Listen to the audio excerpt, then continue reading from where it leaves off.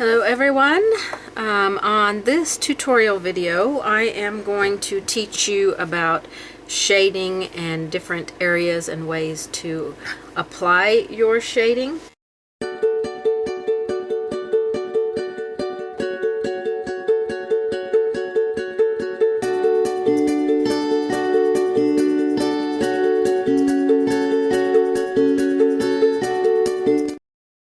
First of all, we want to talk about brushes when we shade. So you have some options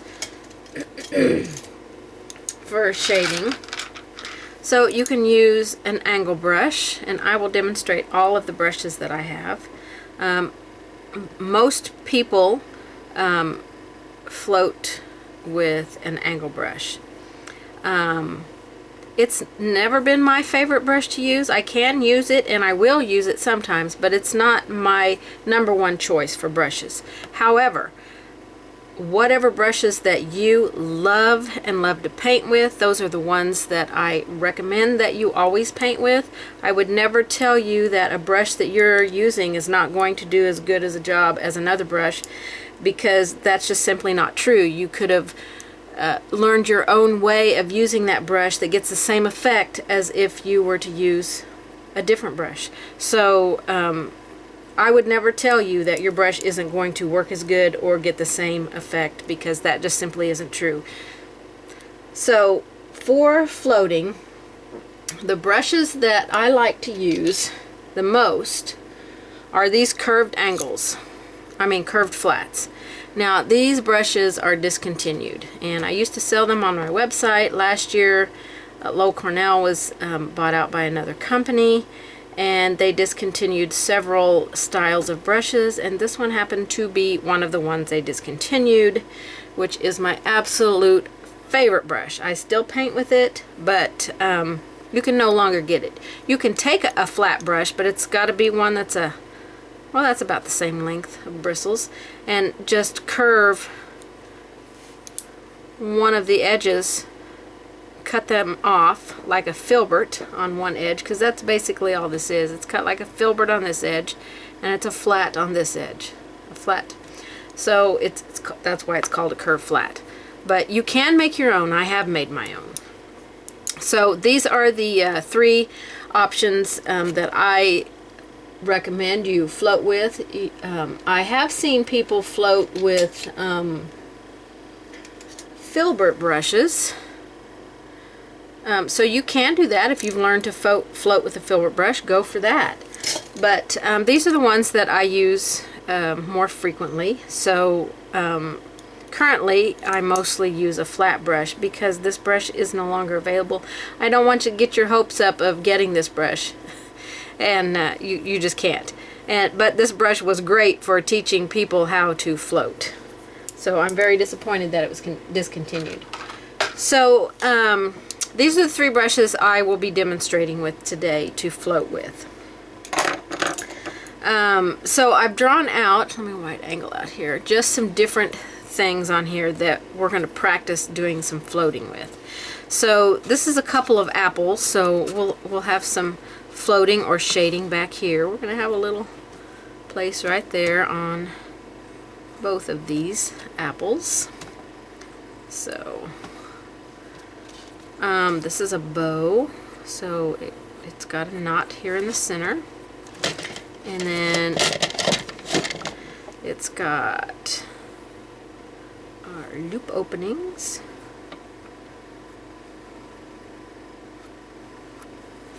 and of course our ribbon coming down. This is a cherry. This one will be fairly easy and straightforward. This is a leaf, so I'll demonstrate a couple of different ways for you to float and create some shading on your leaf. And then this last thing right here is a bell. That wasn't drawn very well there. Let's round that out a little bit more. So it's got, you know, these openings down here, so we can kind of create those down at the bottom. You know, we can paint those in with a dark color here in a minute. Okay, so the first thing you want to do with your brushes is to wake them up, get them ready to paint by putting them in your water and letting the bristles fill completely full of water. They have to fill up with water in order to get the bristles conditioned and ready to work. If you just go dip it in water or swish it in water really quick, you're just getting the outside bristles damp, and we need all of the bristles to be damp, so they're all pretty well soaked up there. So I'm just going to lay each one on the paper towel, each side. That wicks out the excess water. Also helps get the water off of our ferrule, so that makes our paintbrushes ready to go for you. Okay, so we're going to start on the apples up here.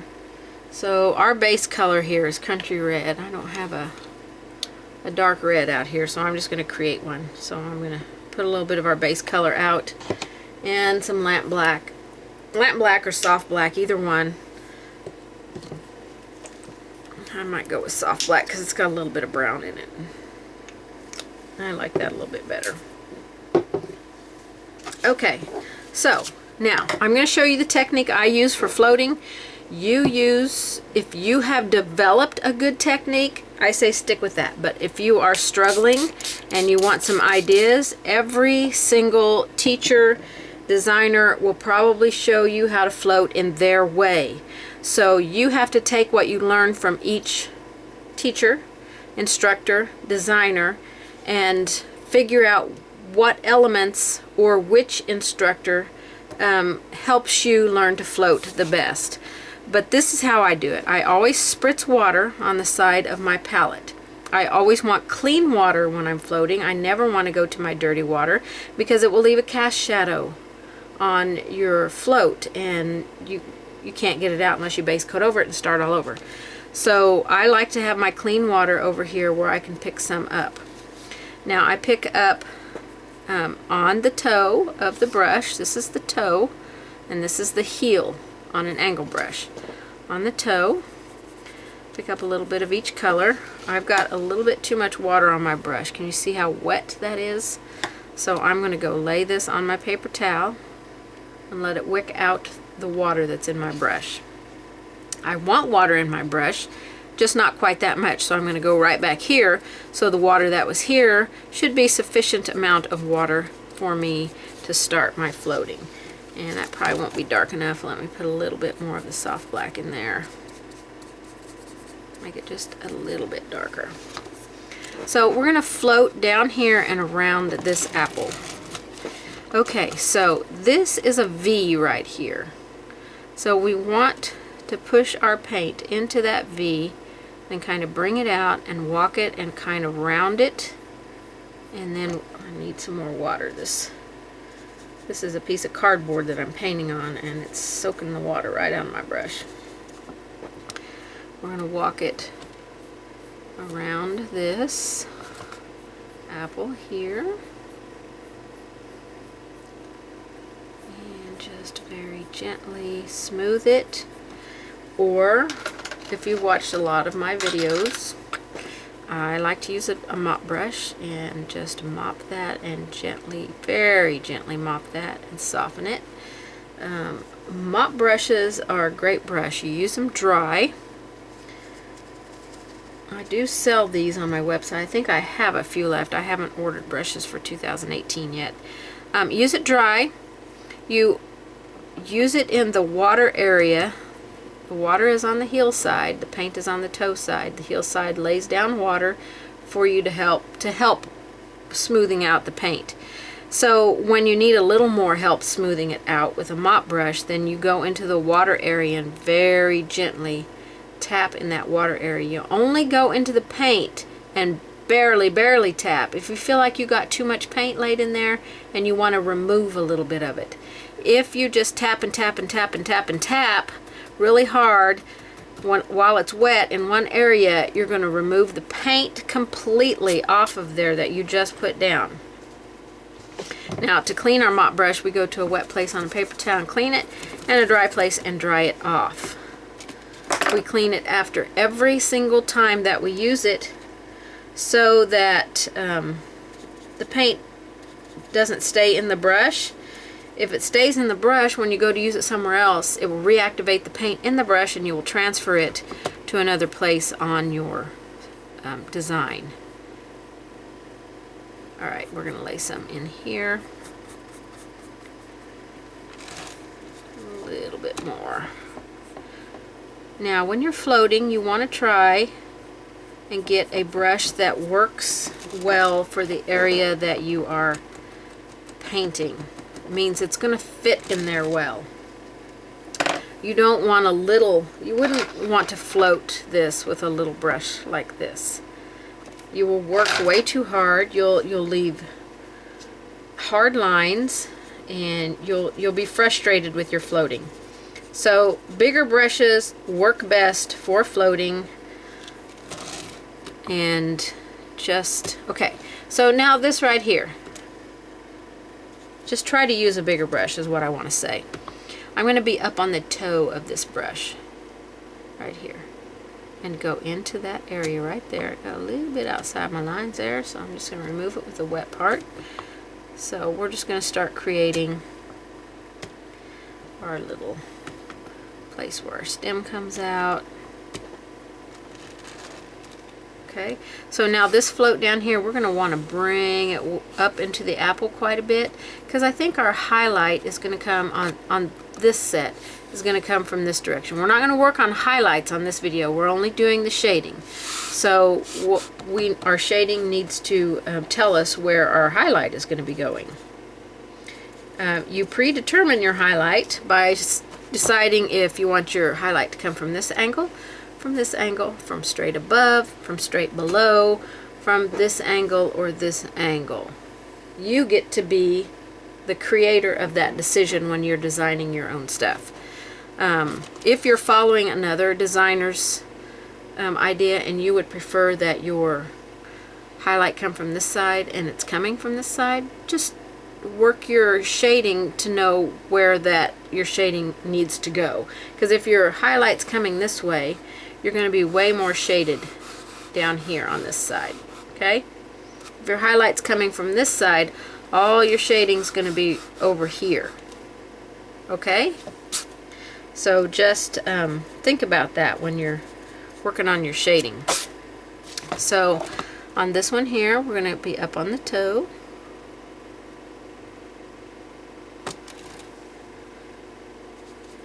Alright, let's do some little shading on this apple. I don't want this video to be hours long. I want it to be a fairly quick one. So I'm going to have my highlight come from over here. And it's going to come across the apple and probably hit it right about in there. So this is where my shading will be on this apple. Okay? So I'm going to want to put it right down here. I want to lay my brush flat. Try not to go out of lines like I keep doing there. Lay your brush flat, gentle pressure. Walk it out a little bit. We'll mop that very gently.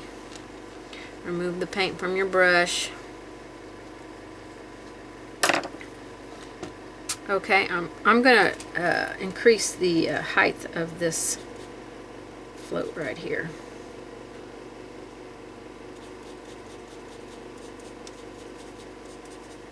So another tip I want to give you if you're floating, especially if you're floating a big area and you don't think you can carry your paint that far, you can pre-dampen this. Okay, not with tons of water. That's quite a bit of water there. And then we'll take our paint and we're going to start walking this up. I need more paint.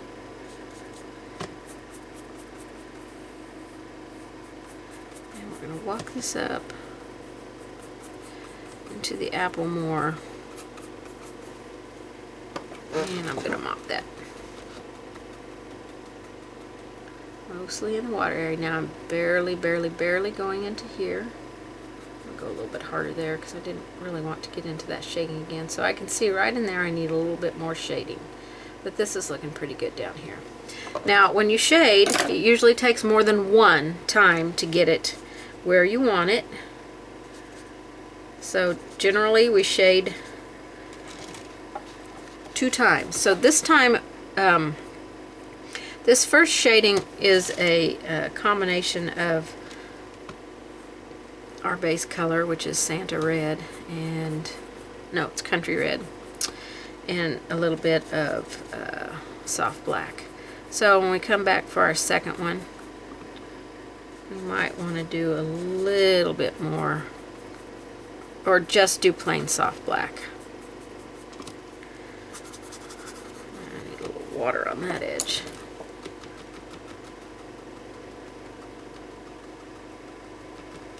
A little bit of a hard line there. Alright, I'm going to clean my mop brush.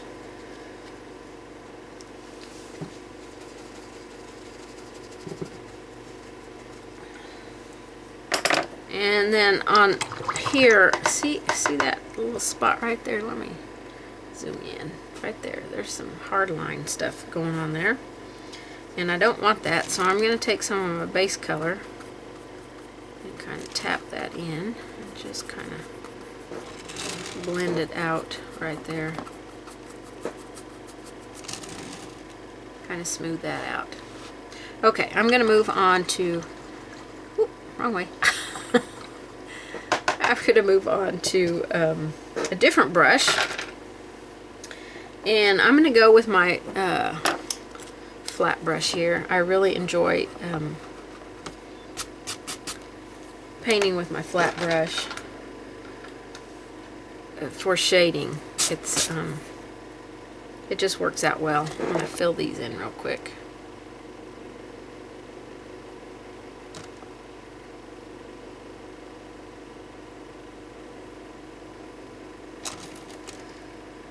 This is just a circle with a little tail. That's all it is for the bell. So we'll let that dry before we move on. Let's go to our cherry here. And our cherry, again, because it's a red color, we want to shade with a dark color. So I think with this one I will blend a little bit of black. Oh, that's soft black. Black. Let's get black out. I already got soft black out. And our base color on this one is Santa Red. So I will mix a little bit of Santa Red and a tiny little dot. Tiny little dot. That might be too much, so I'm going to go wipe it off on my paper towel. Alright, let's get some more. A little bit more black. We want like a kind of a wine colored. I need water on my brush. I need more water on my brush. You have to blend the water in the same that you do the paint. You have to work it into the brush. You just can't pick it up and go. Ah, got red paint all over me. Okay, we're going to put a shadow or a shading down here. This is with that mix. And we'll soften that. It's very similar to the apples up there. Okay, we'll put a little bit in that little V area. Right here where the stem sets.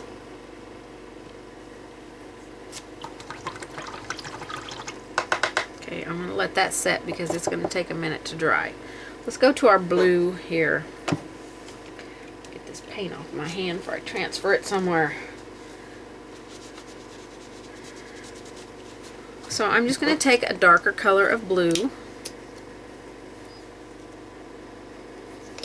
And I think I'll use my curve flat here and show you how it works, because if you have a curve flat but you don't know how to use it, this will be a good demonstration. So we load it the same way that we do any other brush. We put the paint on the toe or the pointed corner, and water stays on this edge. So we just load our brush. I like to load like this, back and forth by the paint in a V, pushing the paint up. The more you work the paint up the bristles, the softer the paint gets because it blends more with the water. I always touch the very tip to a paper towel before I begin painting, because if there's a little blob on there that I can't see, I definitely want that off of there. So we're laying the brush flat, soft pressure.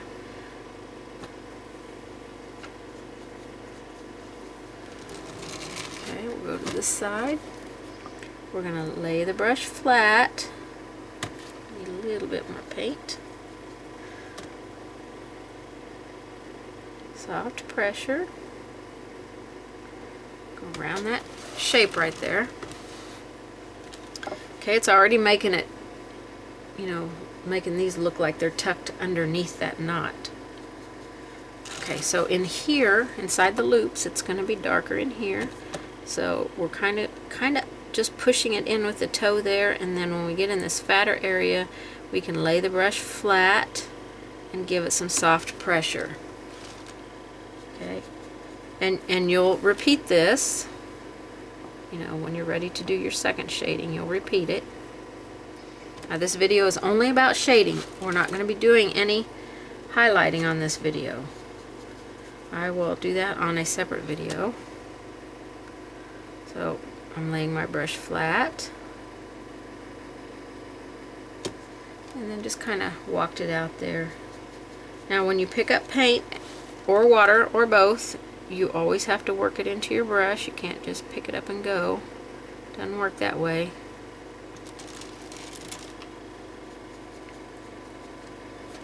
Okay, I'm going to shade on the outside edges of our bow. It needs to be a little bit wider of a float. I'll pick up some more water and work it in with the paint. And I'm going to lay my brush a little more flat. And there we go. A little bit wider. And over here, I'm kind of up on the tippy toe here because that's a tight little area right there. So up on the tippy toe. Now I'm going to lay my brush flat and bring it up. I think I might walk that in just a little bit. Not have it quite so hard of a line like this one.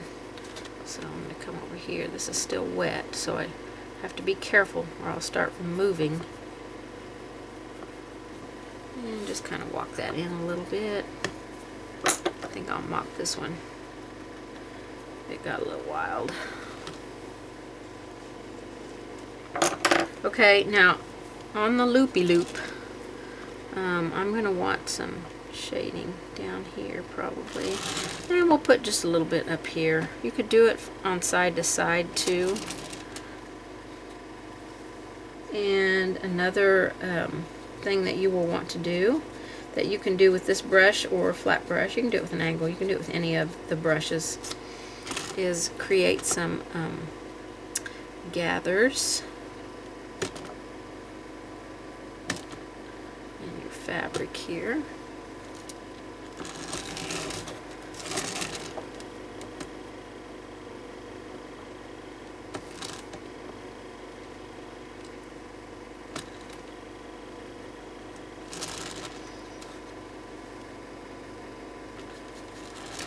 Can deepen under here. I would probably come back in and add a little bit of black to my blue to darken a little bit richer color. Let's go down this side of our ribbon up on the toe here because that's a tight little area. Lay my brush flat, bring it all the way up. Okay. This one be on the inside as well. I'm up on the toe in that tighter area. Okay, now I can lay my brush flat and bring it all the way down. And let's do this little edge here.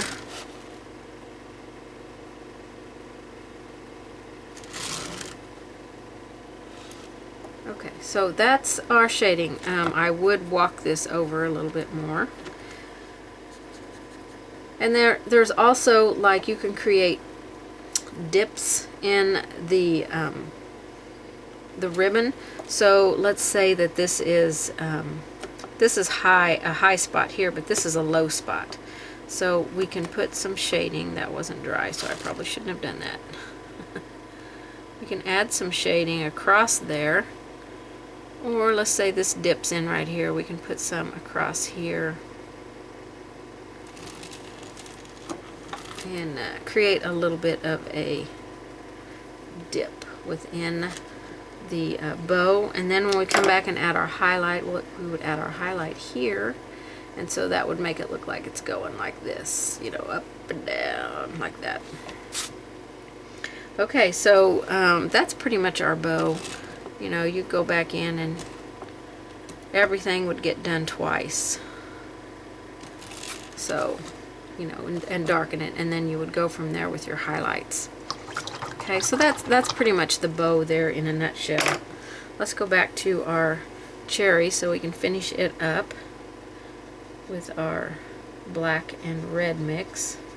Get a little bit more black in it this time. We really want this cherry to look really rich. Like it's one of those dark cherries. I'm not a fan of eating cherries, but I love to paint them. I like to paint any kind of fruit, really. So we'll put a little bit more dark down in here. And ideally, I would probably walk that up just a little bit more and maybe put some shading along this edge. And we would just make our highlight then be, oops, wrong brush. We would just make our highlight then be right here, you know, kind of in this area, and a little bit of reflective light there. But we're just working on shading, okay? Alright, I'm going to go up and finish our cherries, and I'm just going, well, let me go back to the angle brush since that's what I started it with. So we just want to darken our shading like we did up there. So we're going to use more soft black this time. You know, this is only if you're creating a shading color yourself. Any of my packets would have the color listed, but if you want to be creative and figure out a color on your own, then you just mix colors and shade. It's only paint. You know, if you don't like it, just paint over it. That's really one of the best lessons you can learn with painting, is if you don't like it, it's just paint. Paint right back over it. I want a little bit more of that soft black in here. Okay, there's that triangle, so I'm going to push that in there. We'll put a little bit of a highlight, well, when we do our highlight video, on that edge.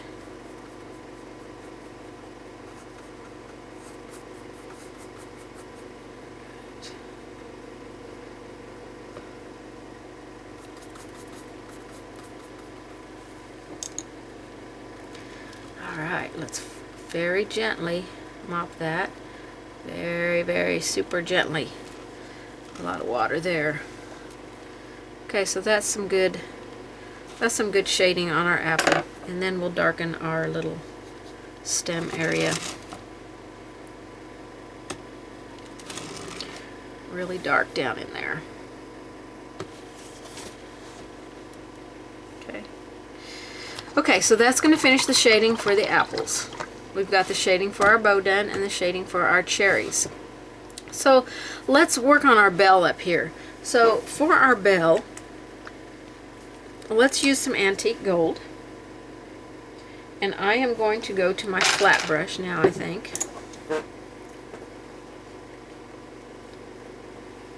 I really want you to get some brushes and just practice. Just do like this. Just sit down and draw some different shapes, paint them in, and then play around and practice with your floating. I've got antique gold out here, but I don't think it's going to be dark enough, so I am going to mix a little bit of soft black in there. I don't want to turn my yellow, and that's turning it too muddy. I don't like that. This antique gold doesn't look very gold.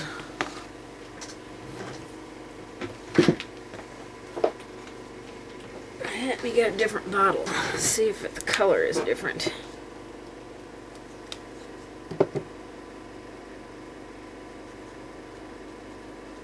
Just slightly. That other one is a little, the first bottle I had was a little thin, so. Alright, so this is antique gold. I need water on my brush, so I'm going to pick some up that I spritzed on my palette and work it into my brush just like I would my paint. And we'll go around this thing here. Lay your brush flat, gentle pressure. Pick up water and paint, work them both into your brush. The water will help the paint go into the brush and soften and blend and make it beautiful. So don't, unless you've got a ton of water in your brush, don't pick up paint by itself. I would pick up water along with it. Now again, these are the ways that I do my painting.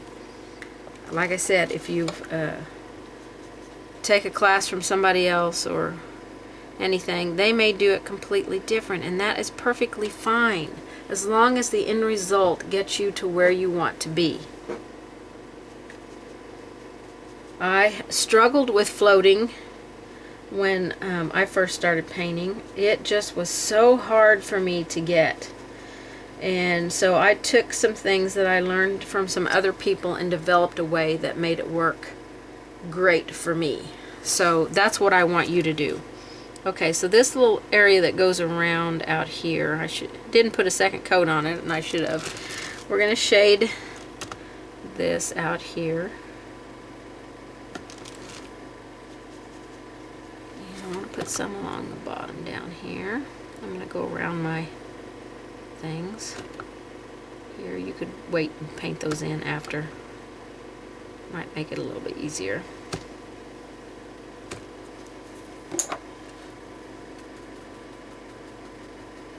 Our second shading will get all of that. Okay? We want this to look round, so we're going to go a little bit on the edges here. So I think I'll have my highlight come from here, which is going to tell me that this edge right here will be darker over this way. So we just kind of walk it over.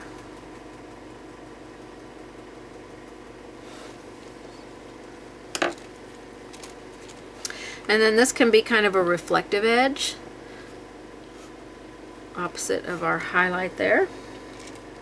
So you would just go back and repeat this, and I really want to darken this, but I don't want to mix the soft black, so I'm going to get a little bit of burnt umber to darken this with.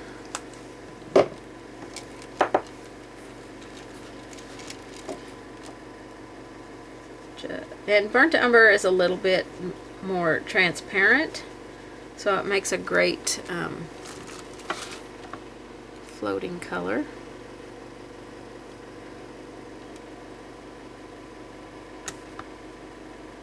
Lay your brush flat, soft pressure.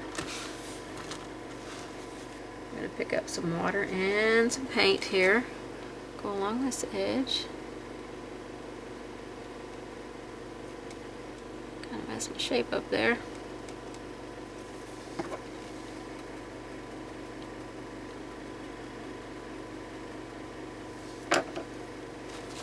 Okay, we'll go on this outside edge of this thing out here.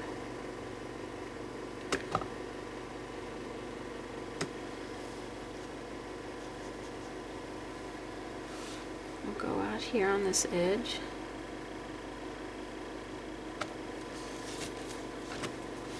You know, when I first started painting, I used to look at pictures and I'm like, how did they get that to look like that? How did they get that dark in there? You know, how did they make it look so dimensional and things like that? And I just was so curious to know how they did that, and I wanted to learn that, but not having a lot of money and no classes around me at all, so I couldn't, I'm just tickling this mop brush across that to smooth that out. Not having any idea where I would even take a class, I just kept trying to figure it out all on my own until I met a group of painters, and that was a long time into my painting journey.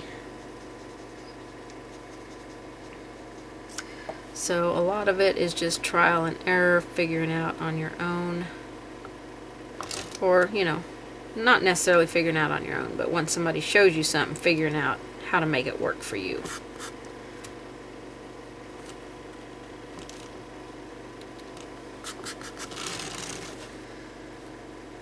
Okay, and our highlights will probably make this bell look more shiny.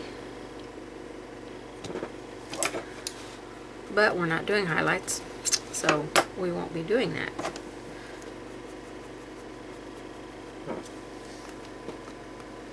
Oh, I just removed the paint right there. See that?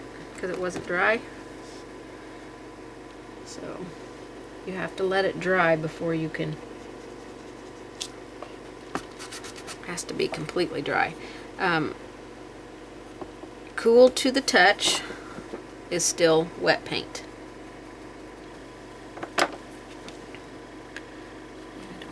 Quite so hard on that edge, so a little bit. Okay, I'm just gonna leave that for now because I'm just keep removing the paint that's there, and I don't want to do that. So that's a good start to our bell with our shading. We can always come back after we add highlights to any of these projects and deepen our shading. I know on my cherry that's something I would probably do. I'd probably even deepen it a little bit darker, almost black down here on this edge, to make it look like one of those really rich red cherries. Okay, for our leaves. Now there's a couple of things that you can do here with your leaves.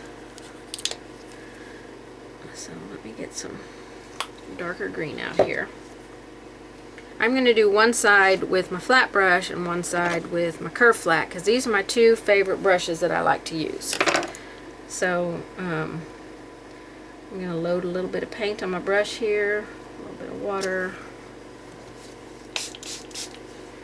and work it into my brush.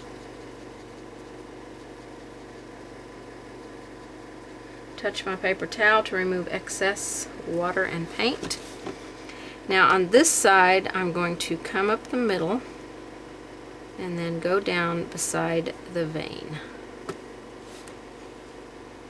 A little bit more paint on my brush so you can see that a little bit better. So I'm going to come up the middle and go beside, that's a V, so I'm going to push it into that V and bring it out along that vein. We want our vein to, you know, be apparent. So come out along that vein, come up the middle, and along this vein.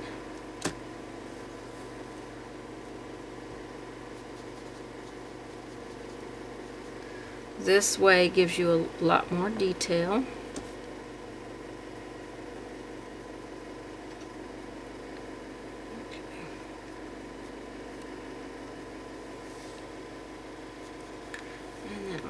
Here and do back here along this edge.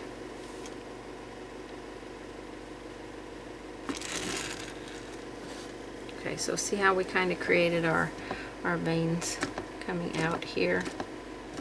And leaves, some leaves have lots of veins going onto them, so I'll come back and add some you know, smaller little veins coming off of that. Now for the other side, I'll get my curve flat, and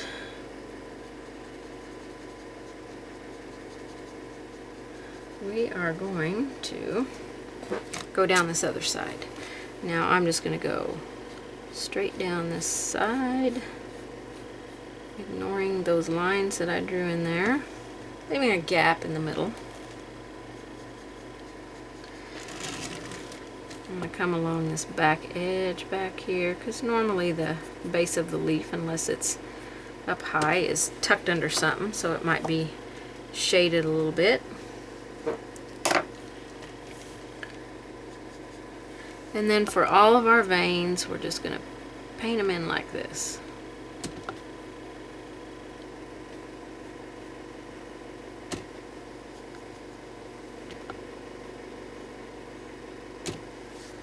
Okay, so you can kind of see the difference there. Completely different looks, but they both have veins on each side.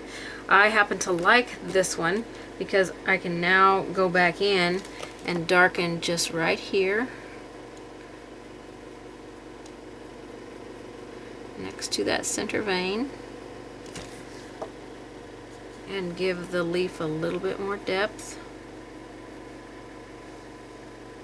Okay, you can also come on this side of it if you want to have a raised vein.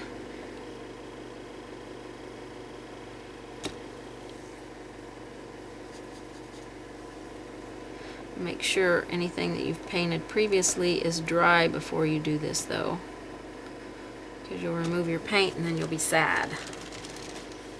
Okay, I really like the way this side looks. That would be my #1 choice, but sometimes when I'm just painting something that's a little more whimsical, I don't need such detail. This one, the same, you can come along behind the vein that you created and create a little bit of an opening for the highlight of the vein, which we won't be putting on. But you get very, very similar looks. I just happen to like the look of this one better because it leaves it open all the way to the center vein, where this closes it off, which is fine. I mean, it looks fine that way too. So, you know, it's a personal preference there on what you like to do. Let me come back with a liner brush and just put a few spidery veins in there to show you. Now, when you're using your liner brush, you have to thin your paint with some water. So I just dip into my water and go into my paint and pull some out here beside it and thin it down. It needs to be like ink. Okay, again, touch the tip of your brush to your paper towel. I think I'm going to touch it again. It looks like there's a lot on the end there. And then you can just come in here and create some like more veins in the leaf, because some leaves have a lot of veins going in it, and it's not any different than if you were making limbs on a tree. It's the same type of deal. You just want to make them fine. Don't let them get super thick. Make sure there's not a buildup of paint on the tip of your brush, because that will create a lot of thick veins and you won't be happy. Can't see that one very well. Okay, so there is like some little veins coming into that leaf. The more detail that you add to things, the more real it looks. So I want to show you one more thing with as far as shading. So let's say we want to put some shadow under here. So there's a couple of different ways you can do shadow, so I want to show you that. So let me get some washy paint here. So I've got some black. I've got my brush, has quite a bit of water in it, so I can create some washy paint here. But it's going a little farther over on my brush than I want, so I'm going to completely wipe my brush off on my paper towel and then just come back over here and load some of that.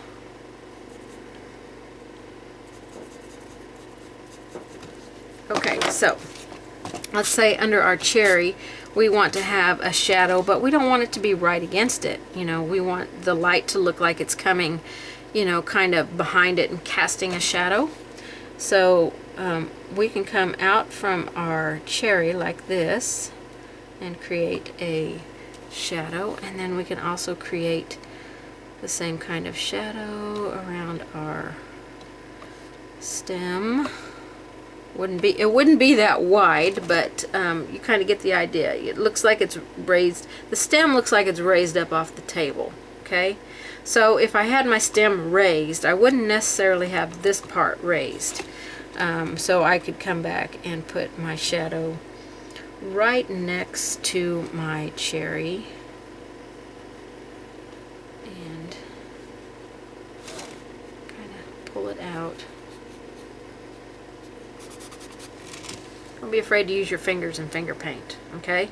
So there it looks like the cherry's setting on there with a little bit of shadow coming from it, but the stem is raised and lifted up off of the table. So the same thing here with our apples. So we would probably want a deeper, darker shadow back in there.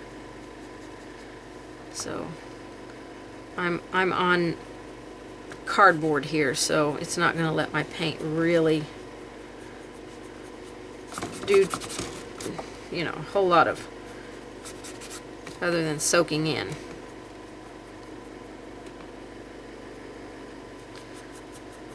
So kind of get the idea of some kind of shadow coming out from around our apples based on where your highlight would be. Although I didn't really put that based on where my highlight would be, because I have my highlight coming over here, so I should have more shadow over here. But I was just kind of showing you how to do a shadow under it.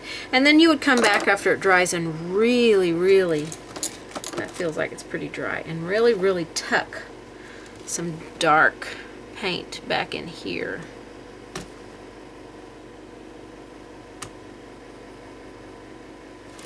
To give it a really dark shadow back in there. Okay? And soften it out. You have to have water to do that. You can't just let it, put it there and, you know, let it be thick paint or a hard line. Okay. There we go. That is our demonstration on shading. Please let me know if you have any questions. Give my video a thumbs up, and please subscribe if you haven't. This is just the second in a series of videos I'm going to be doing to show you different ways to do things and use your tools, and just give you more education to be able to help you grow as a painter. So I hope that you enjoyed this video. Thank you so much for watching me, and I will see you guys on the next one.